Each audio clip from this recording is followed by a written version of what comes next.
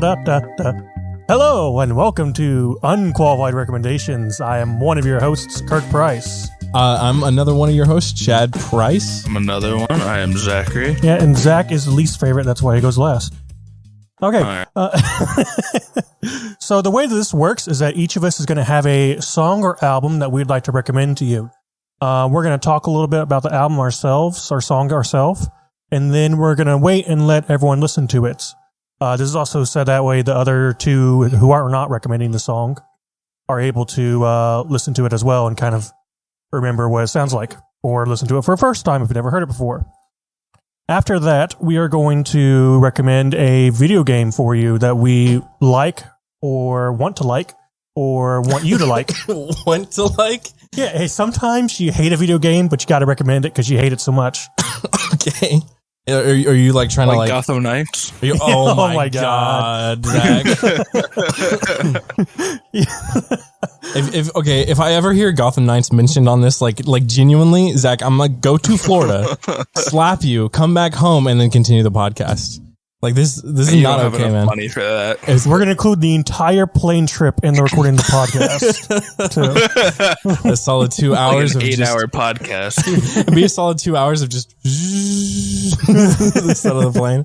Yeah, Like babies crying in the background. Have you ever had a baby cry on a plane? Yes. Yes. Okay. Really? So let's focus here, guys. Let's focus back in real quick. I'm going to go ahead and go first for the song and album for this week. I'm gonna give a little bit of a spiel. So my song is "Rattlesnake" by St. Vincent. Interesting. It came out 2014. It's the first song of her self-titled album. In case you don't know, Anne Aaron Clark is St. Vincent.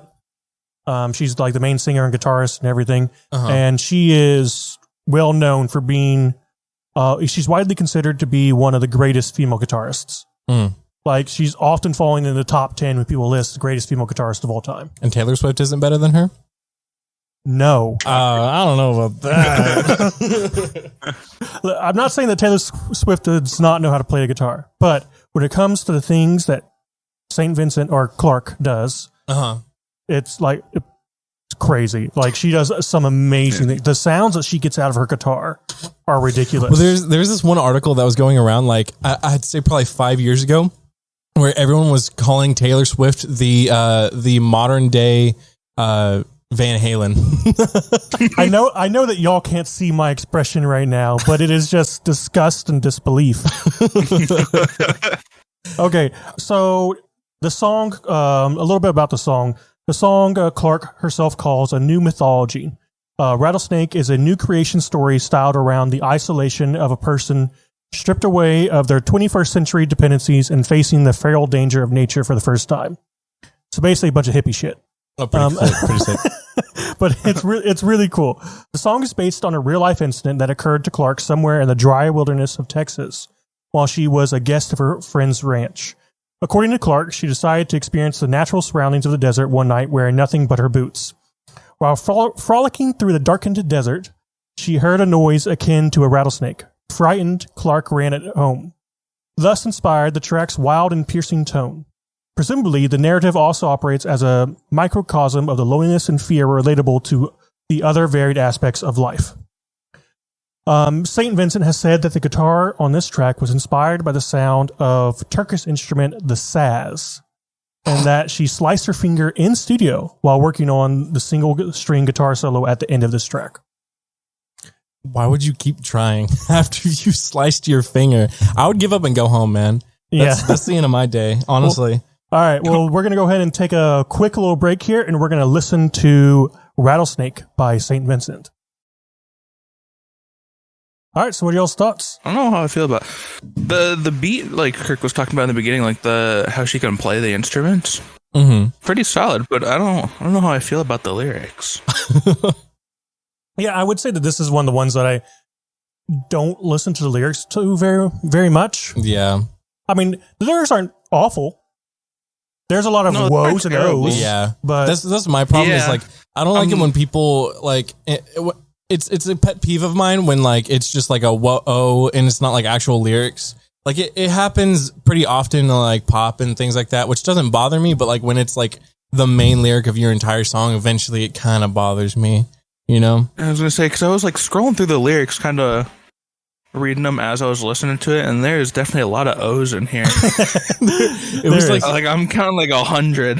I swear the chorus was literally just whoa, like that's the only thing. But like, I mean, the main thing about that is the things that she does with her guitar. yeah, Like there is, I think, like 12 different sounds, distinct sounds that she gets out of the guitar throughout this one song. yeah. I mean, like she definitely, I can tell just from listening to that, she definitely has a lot of talent with the guitar, especially the guitar solo at the end. I think that she did really, really good with that, because you can hear when you're listening to it, it sounds like there's at least 3 different like harmonies playing at the same time, which is very interesting. Like it's hard to get 3 different harmonies at the same time and still sound good with a guitar, at least. It's definitely hard with vocals too, but like it's easier when you have a choir compared to just one guitar. She's going back in there, recording over and over and over again, just layering it, you know? Yeah, I'm a big fan of like well done distortion. There's a lot of distortion that sounds awful, but I'm a big fan of really well done distortion. I think that this song does really good distortion. If I'm honest, I think the distortion was the main thing that I didn't like about this one. Really? Yeah, I felt like it took away from the song, specifically her vocals. Like I feel like adding a little bit of distortion to her vocals, it makes sense for this song. But it felt like instead of what they should have gone with, like is like 5% distortion mix, but instead it sounds like they went with like 20%, and it feels a little bit too much. Like it feels like they're trying to get like a lower tone out of her voice than they need, because the distortion always pushes the lower end without you even like thinking about it. It does it, you know. And I think that was an issue with me with this song. Like I feel like her vocals could have been cleaner, and it would have been a better experience overall for me. Yeah. But that's just my thoughts about the vocals, really. Well, this was the first song on her album titled St. Vincent, and the rest of the album is actually really, really great too. But I wanted to specifically point out Rattlesnake because it's the first song in the album, and it really like kind of showcases what she's able to do with just the guitar. Yeah. Also, I think I could be wrong, but I'm pretty sure she was using.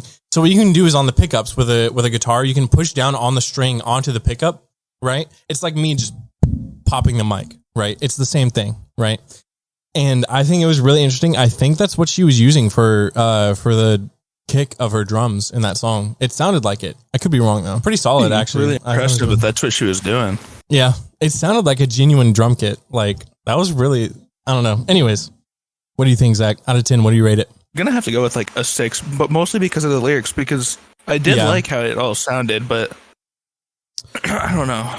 It gave me like 2005 vibes. Does that make sense? Like 2005, like I guess it can give you some grunge vibes a little bit, but it's more like grunge pop. Yeah, I would agree. It's definitely a lot more pop than it is grunge. I agree, but it's pretty good. Honestly, I would go 8 creativity wise. And 2 listen wise. Oh, wow. I'm sorry, I just didn't like it. Wow. A 2 for listen wise? I'm sorry. This song is an 8 for me. But see, I also might be a little bit biased because I listened to this song a lot in high school. When did this come out, by the way? 2014. 2014? I guess it wasn't high school. A lot in college. Oh, okay. Whenever we were going on road trips, this was always one of the songs I was included. Yeah. So I feel like listening to this in a car would be more fun than listening to it on, studio headphones. I don't know. I don't know. Yeah. A lot of her music is focused on like being danceable. Danceable? Yes. Interesting. Okay. Yeah. I can see emo kids dancing to this. Yeah, I could definitely see a bunch of people going like under a bridge, like homeless people. Yeah. Just jamming out. All right, so Zach, what's the song that you got this time, man? I gotta be honest, I don't know how to pronounce his name, but it's Fine by Kyle Hume. I think that's how you pronounce it. Like I said before we started this, I don't have a whole lot to say. It just kind of itches a part of my brain. Okay. All right. Well, I guess we'll. Oh, do you have more to say? Sorry. Go ahead. Oh no, I was just gonna be like, I guess I could. The only thing I could say would be to, like, flex on you guys by saying this is definitely one of those songs you listen to at the beach with your friends. I live like 2 minutes away from the beach. Yeah. Oh, yeah. Can't relate. Yeah, must be nice. All right. So we're gonna take a quick break right here and listen to this song. We'll come back in just a moment. All right.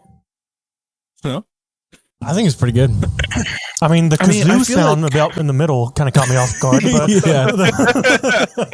the rest of it, yeah, I liked it a lot. Yeah, I was actually going to talk about that. Like, I think it's really interesting what they did there. I think it's a layer of guitar, kazoo, and someone singing all on top of each other. I don't know if it's actually a kazoo. I think it is.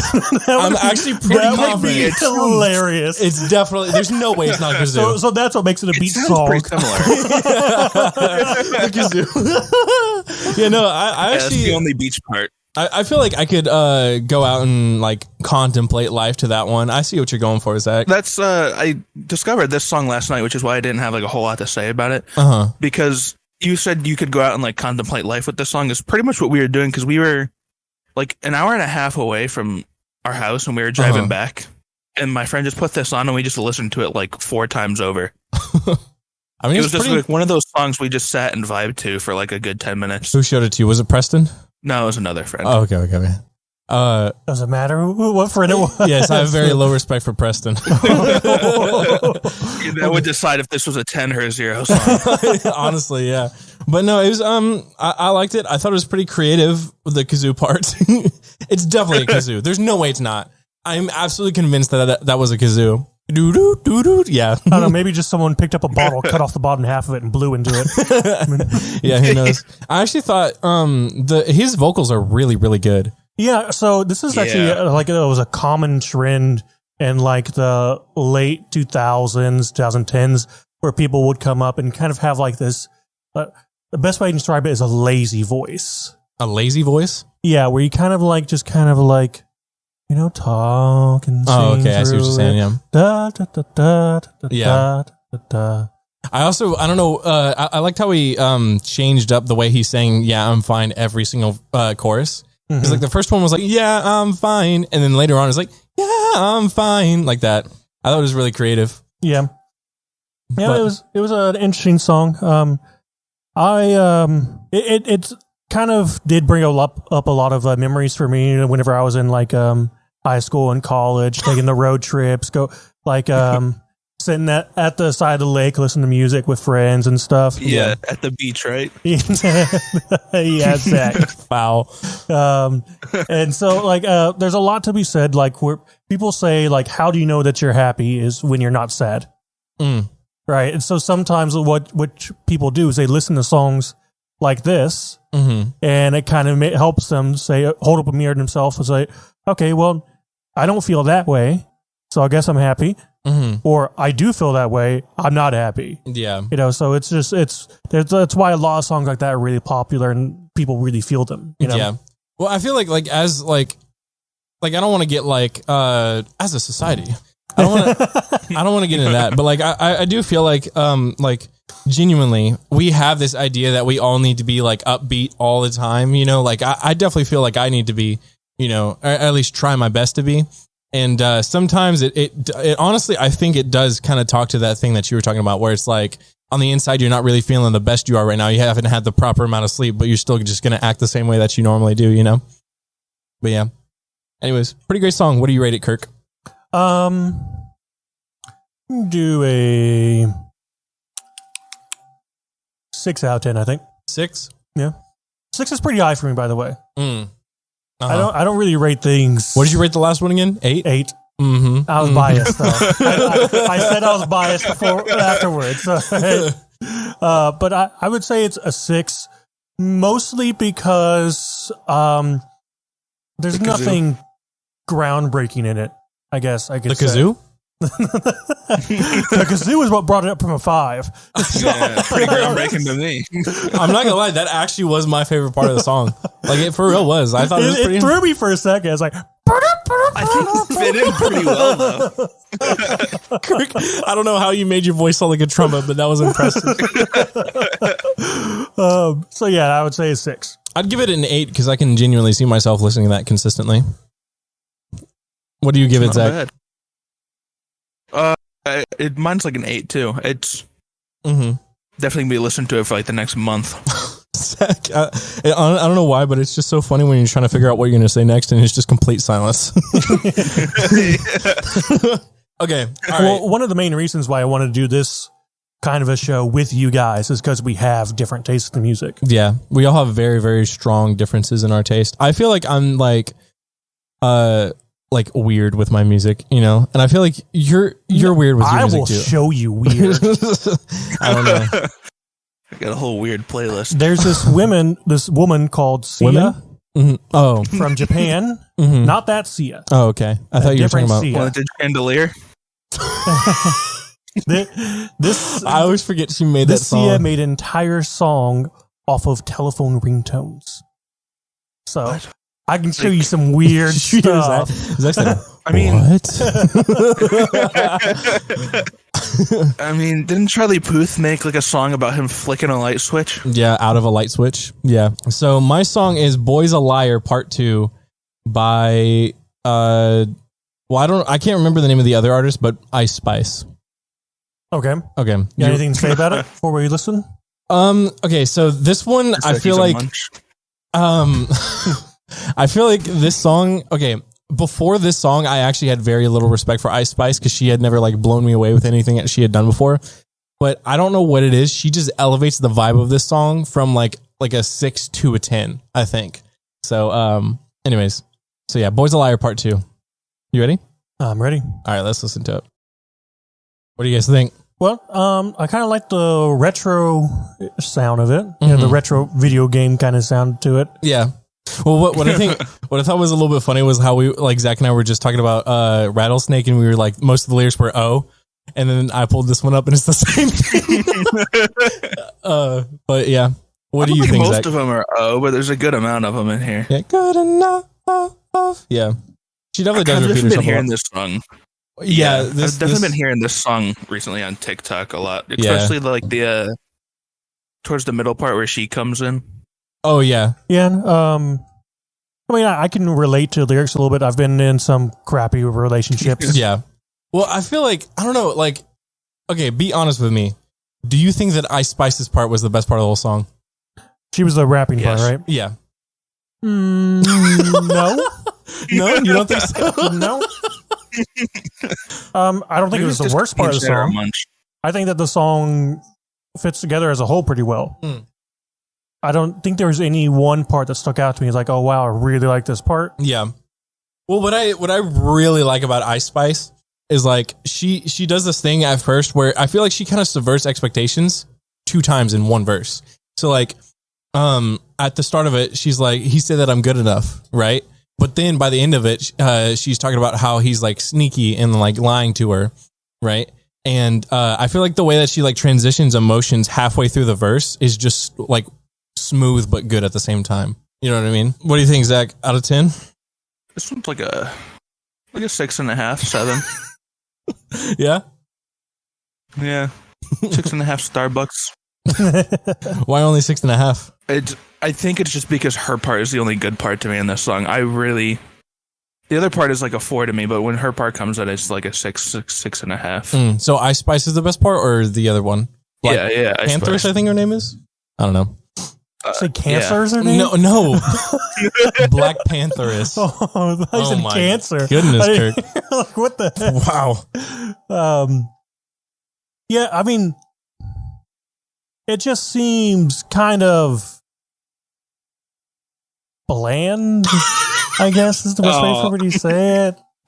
I mean, so I think that part of it was that you told me it's a TikTok song, and that just instantly brings the song down in value to me.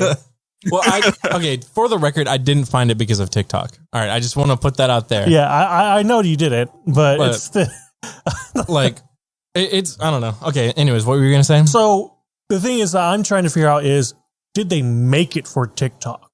Like, did they make it intentionally to try to be a TikTok song? I think Black Pantheress did because she literally her entire fame is because of TikTok. Like, that's the only reason anyone even knows who she is. You know what I mean? But I think that Ice Spice was just like vibing to it, you know? What were you saying, Zach? I feel like a lot of songs recently have been like made with the idea of certain parts are going to end up on TikTok. Because you can just tell when you get to certain parts of a song, like, yeah, this part is definitely going to be like cut up and added to like different TikTok videos in the that the whole song becomes popular because of it. Yeah. Yeah, I guess that's one of the things that bothers me about it is that it really feels like it's segmented. Like it really feels like every part is meant to be played by itself. And so the music is extremely repetitive. Yeah. Throughout the entire thing. Which, I mean, like I was listening to music and like I said, I like the little retro keyboard kind of sound, retro video game kind of sound, but it was pretty much the same thing the entire way through. Yeah. Like not a whole lot of variation, not a whole lot of changing. Like even EDM songs change up the beat, you know? Yeah. But you know, I'm trashing on it, but I don't think it's a bad song. But I don't think it's a great song. Okay. So I would probably give it a 4. Oh my goodness, man! All right, It's a little low. Oh yeah, that's really low. Kirk's like, yeah, 6 is pretty high. That's what I said. I said 6 is pretty high for me. Yeah, I think the highest score is 8. Yeah, I mean, the way that I've always seen it is like 5 is like the perfect like middle ground where it's like not good but not bad. You know what I mean? That's the way that I've always seen it. You know, Like one of those songs you won't skip if it pops up. yeah. If it's not a 5, I'm not gonna like go out of my way to listen to it ever. Okay, I see what you're saying. So like, I don't see myself ever like going out saying, you know what, I really want to listen to that song again. You know, so that's what kind of makes it fall down to a 4. Yeah, I gotcha. Yeah, I mean, like I said, you guys already know my thoughts. I would probably give it a 6 as well. Like, I agree with you guys. It's definitely not the best song in the world, but just Ice Spice's verse just hits me in a different way, bro. You were telling me about Ice Spice the other day. You said that she's one of the like female rappers that you actually enjoy listening to. Yeah, her and Doja Cat. I like her and Doja Cat. They're the only ones that I like genuinely enjoy listening to. It is hard to listen to a lot of like female rappers because they do tend to say almost like the exact same stuff. Yeah. Well, I also feel like pretty much every rapper does that. Yeah, that's true. We like, talked about this before. Like, yeah.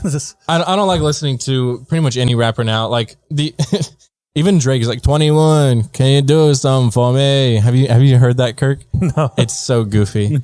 I don't listen to Drake. So everyone was talking about how gay Drake is after that. So anyways, yeah. I mean, I could relate. So. Yo. Anyways, all right. So I guess we're moving to game recommendations now. Yep. What's yours? I'm starting. Yes, you are. Oh God. I'm going to be recommending Lego Star Wars: The Skywalker Saga. All right. So here's the thing, right?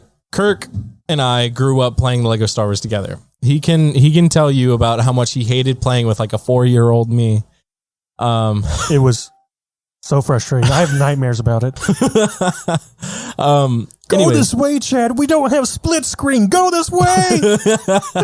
You're killing me, literally. Yeah. So anyways, this new one is like I feel like it brings my childhood back a lot. Like Jackson and I played a lot. Jackson's my best friend, for people listening. He and I played it like what? Hold on. My thing is being weird. Okay, there we go. All right, we're good. I might need to change the cable.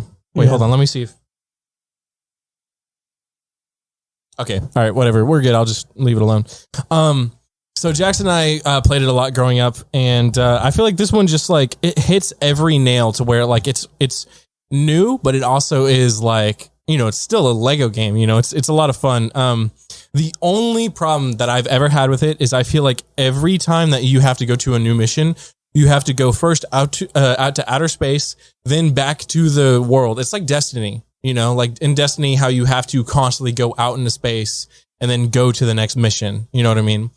Which I think is the only frustrating part of it to me. Other than that, it's a pretty solid game. Yeah. I remember playing Lego Star Wars with you whenever we were younger. I mean, so this was, I think whenever we played it first, it was right after the 4th movie came out. Mm-hmm. And so they only had 1, 2, 3, they had 4, 5, 6, and then yeah, I know what you're saying. The first movie. Yeah.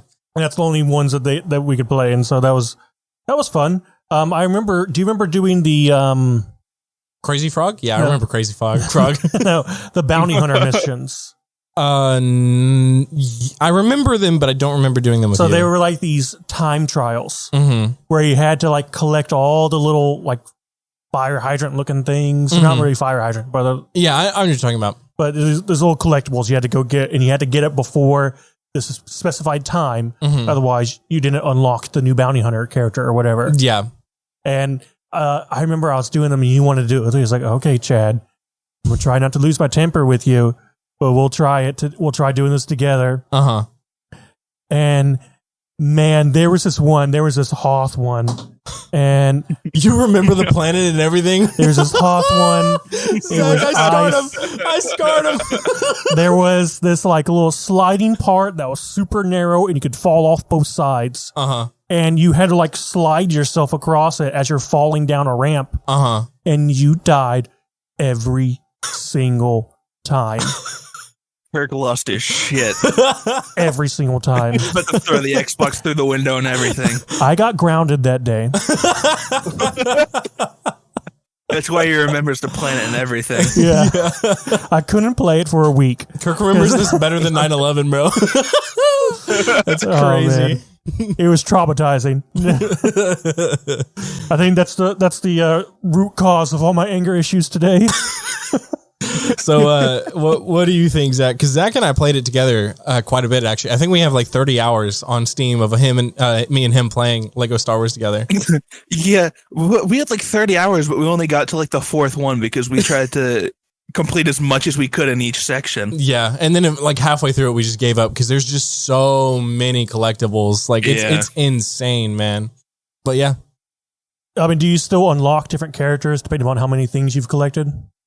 actually, I don't know. I think you have to buy all the characters. But the difference is instead of each one of them being a different character, you also have different skins. So like each character has their own skins, and then you buy the skins too. It's like, anyways, it's got a very strong gameplay loop. Like something crazy, like 300 characters though. Yeah, there's an insane amount of characters in it. You know, Like off launch, it was like 320 or something. holy crap! Man. I remember in the original one, so the one that we played a lot actually later was the one that actually had all 6. Yeah, on the Wii. Yes. Yeah, I remember playing that one. I remember, well, I think it was like Boba Fett Yeah. was like 3 million credits or something like that. Something insane. Holy Yeah, shit. yeah. There were so there were I think it was 4 characters that were over 4 million, I think, and they were all the ghost versions of Oh yeah, the Jedi. ghost versions. Yes. Yeah. The ghost Yoda was the hardest to get. And I remember Jackson and I literally played every single day to try and get it, and then eventually we finally got Ghost Yoda on the Wii. Greatest accomplishment of my life. Yeah, I can't remember what was so special about them. Were they like invulnerable to damage? Or Yeah, something? they couldn't get hit by anything. Hmm. Yeah, that's why they were so expensive. Yeah, crazy. Yeah. All right, Zach, what is your game? All right, my game. It only released yesterday, so I only have like an hour and a half of experience on it. But so far, it's pretty good, and it's Sons of the Forest. Oh yeah, I saw it came out yesterday. Some of my friends were playing it. I watched them play it. What?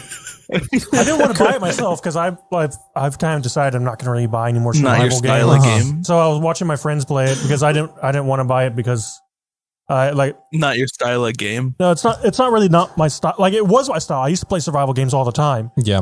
but there's a point where like it was just so repetitive. All the survival games were the same, Yeah. and I watched them play yesterday. So what were you saying about it, Zach? I was gonna say this one's pretty much like you just said. It's repetitive. This one is pretty much the same as just the forest, but a different storyline. But they did change a whole lot of it now. Instead of just like opening a book and dropping shit down and crafting it, there's like a whole level to it where you got to go to the sticks, you break the sticks and stuff to make a fire. I can tell they spent like a super long time designing the map too, because this one is way better than the other one. The other one looks like they just kind of took a chunk out of the earth and was like, "Yep, that's good." Yeah. I remember we were doing like a speed run of the forest all together. I think it was all 3 of us, right? Did you play, Kirk? I don't remember. For a little bit.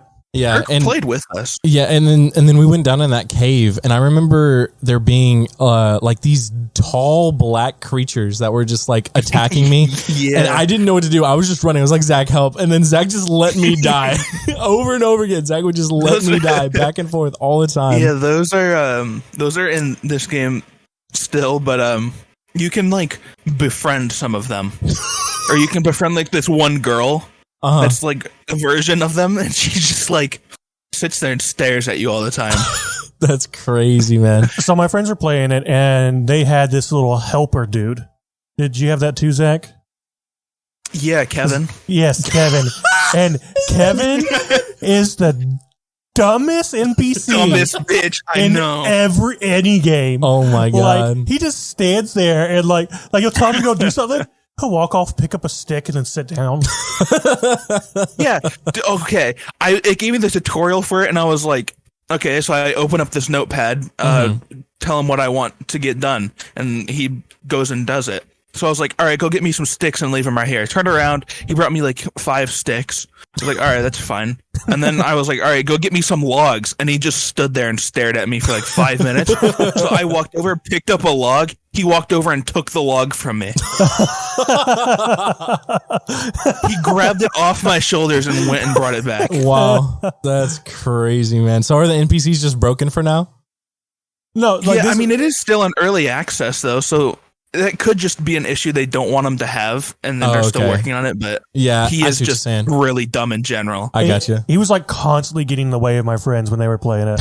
Like he was always in the way. Yeah, that's funny, man. Like I said, he came up and like wanted to take a break or something.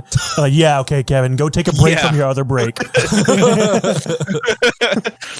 I like asked him to follow me so he could go to this like camp. And I was like running around, turned around, and I didn't see him. So I opened up my GPS thing and looked, and he was still at the camp. I was so upset. Kevin's just lazy, bro. For real, we got in a helicopter crash, and the dude just sat there and wants me to do everything for him. It's like having a cat as your NPC. For real. Honestly, yeah. All right, so Sons of the Forest. All right, Zach, what do you give it so far? Out of 10. So my hour and a half 3. experience, it's not that bad. I'm giving it like a solid 5 so far. Well, okay, so I'm not trying to judge it too hard because it's still in early access. Yeah, there's going to be a couple bugs, but yeah. Well, I mean, I just want to say, like, for the record, The Forest 1 was like Zach's favorite survival game. Like, he has that thing memorized. It was a pretty solid game. Yeah. So, I mean, you're biased, but if I didn't play the first one, I would probably play this one. Mm-hmm. But I did play the first one, so I don't feel like I'm missing out on anything. Yeah. I personally didn't really enjoy the first one that much. Like, I enjoyed it when we were all playing together for like 5 minutes, and then after that, I was like, I don't know. But yeah. Well, I just don't think these are your styles of games. Yeah, if I'm honest, like more of the like fast-paced stuff, blasting things. Yeah. I definitely got a low attention span. All right, Kirk. So what's your game? Okay, so my game came out today, and it is Kerbal Space Program 2. Oh my goodness. I'd give it an 8. So it has, I have a lot of hours in Kerbal Space Program. A lot. And I still haven't landed on the furthest planet in that game. So for those of you that don't know, Kerbal Space Program is a space flight program simulation game. Mm-hmm. It has as close to real life physics as possible. And that means that it takes complex, route pathing to get even in the atmosphere from, Kerbin is the name of the Earth in this world. And Kerbin. So from the Steam description for KSP2. I'm sorry, I just got to say real quick. Kerbin sounds like that one guy who always took showers completely naked in the locker room. Continue.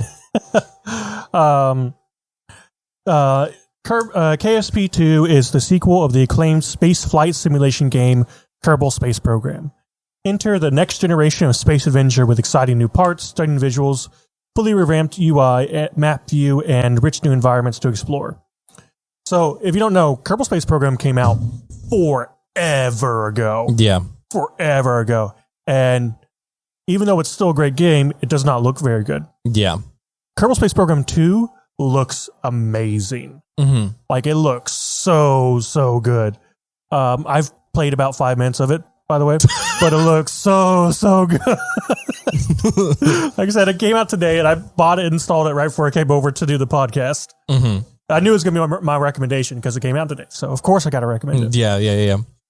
I mean, by the way, for those of you listening, this is not being released the same day that we recorded it. So if you're going to say, oh, it didn't come out today. Yeah. No, it didn't. That's because it came out today when we're recording. It's happened before. It's all right, Kirk. Calm down. I'm getting triggered by something that hasn't happened yet. Exactly. Yeah. I mean, I think we have all solid recommendations. Mine's the best, but yeah. Okay. No. So, Zach, did you play the first one ever? Not really. I have I don't own it on my computer. I have played it with a friend, but I only played it for 30 minutes. Yeah. I don't remember. But Kirk, you have 180 hours? Played it a lot. Yeah. But did I ever play it, Kirk? I don't remember. I don't think you have. Okay. So the new one is going to have multiplayer in the future. And colony building and stuff. So it's going to be adding a lot of stuff. So in the first one, you're basically just building rocket ships, trying to land on planets.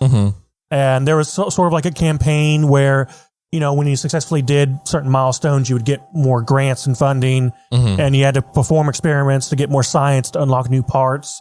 So that was kind of the, progression there. The game loop. Yeah. And so, but in the new one, you're going to be able to make colonies on planets. There's Kirk actually always wants to colonize. It's part of his European blood. Yeah. Okay.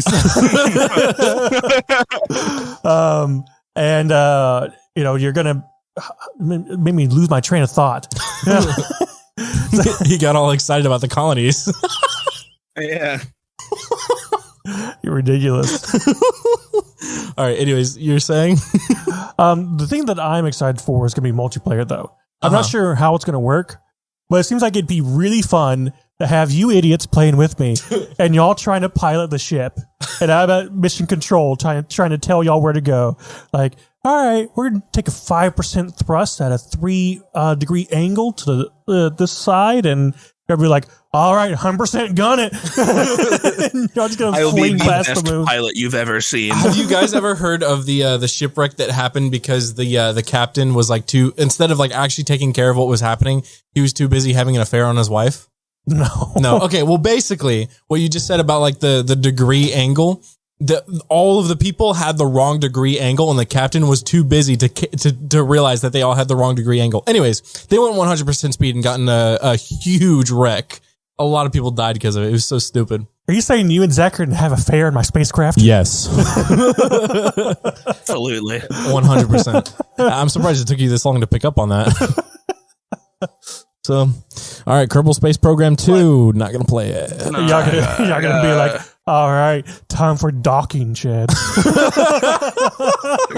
but I'm not flying if it's not shaped like a dick. Oh my gosh. Yeah. I'm going to need some good sounding, Zach. Yeah. Okay. Wait, what? You were a little bit too okay with that, I'm not going to lie. All right, 10 out of 10 well, for I my didn't realize game. what you said. 10. Yeah, 10 out of 10 for my game. Moving on. 10. 5 minutes. That's all I got. All right, yeah. I mean, give it a solid 10 out of 100. I give it a 5 out of 100 as well. Yeah, that's, I don't know, man. Okay, Or look. give it, yeah. Obviously, I haven't played the game, but I just don't like space games. Space exploration games in general. I think, okay. You don't have the patience for them. I don't have the patience. But also, do you remember that one game that everybody was super hyped about because it would be randomly generated planets? I can't remember what it's called. You definitely played it. It has a very oh, the one that's good now. Yeah, the one that used to be horrible. No Man's Sky? Yeah, Yes, No Man's Sky. I think that's the root cause of me hating space games so much. Because I was one of the people that was incredibly hyped for No Man's Sky. So was I. Yeah, and then when it came out, I was just so disappointed. And ever since then, I just haven't enjoyed any space games. Really good now. I still need to try it now. I was hyped for it too. They have when a I VR played it, I mode. felt like they just shit on my face. They have a VR mode? They have VR mode in No Man's Sky. That sounds terrifying, be but I sick. would love to play that. Yeah, but we've all got a VR headset. Maybe we can give it a try at some Yeah. point. I've actually We been gotta thinking play about Among Us, that. too. We should play Pavlov. Pavlov looks like a lot of fun. I have it. You It have is it? fun. Yeah, I need to. Yeah. I need to get it. Do you know what Pavlov is? It's one of those shooting games. Yeah, it's It's like a CS:GO type of thing. It's honestly, a lot of people compare it to CS:GO. I think it's more like Rainbow, if you ask me. It's very heavily like, you go into this place, you have to take it over from the enemy team, try and do it as quick as possible so they don't kill you before you kill them, that kind of thing. It might be the way the game is styled that's giving off the CS:GO vibes. Yeah, I agree. The guns, the way it looks. Yeah, the looks and the guns. Yeah, I see what you mean. So are you going against enemy, like actual people? Mm-hmm. It's actual people, yeah. Yeah. Anyways, I think that we should play it. It looks like a lot of fun. Yeah. Maybe that'll be our recommendation next time. All right. Well, I think that we are reaching the end of this episode. Hopefully everyone here has enjoyed what you've heard. If not, I don't care. Tell us in the, is this going to be on YouTube? Probably. Tell us in the comments. Dislike the video. Get our interaction rate up. So, like and subscribe, guys. Wait, what'd you say, Zach? So let's get a review on Kirk's song. I want to see how everyone thinks about that. I actually do want to know what, like, everybody blow it up. I want to know what you guys think about Kirk's song, genuinely. Oh, the song I recommended? Mm-hmm. Oh, okay. Yeah. Yeah. So, Chad, you want to give your shout out real quick? Oh yeah. Go check out Pitch and or Poor Boys on any streaming platform whatsoever. I make some pretty great music, and yeah. You can't find me anywhere because I'm not doing anything right now. Zach either. I'm not doing anything with my life right now. So this will most likely be the first episode that we release. But we have recorded 2 other episodes, but they were kind of crap. So I'm gonna give it a little time. Maybe they'll be a special release in the future for those past episodes. So OnlyFans. Thank you everyone for listening. We're gonna go ahead and sign off for now. And we will see you in the next episode. Thank you. Bye-bye.